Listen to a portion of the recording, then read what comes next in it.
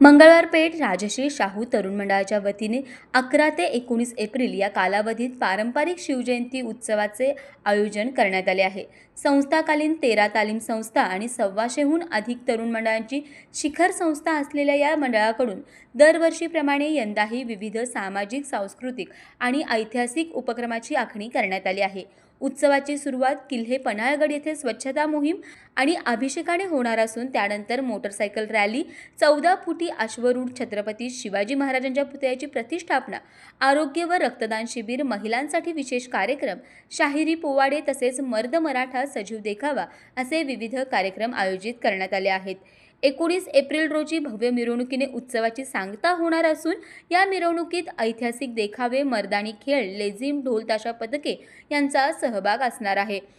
या उत्सवाच्या माध्यमातून सर्व समाजाचा सहभाग वाढवून सामाजिक सलोखा आणि शिवचरित्राची प्रेरणा जपण्याचा प्रयत्न करण्यात येत असल्याचे आयोजकांनी सांगितले आहे।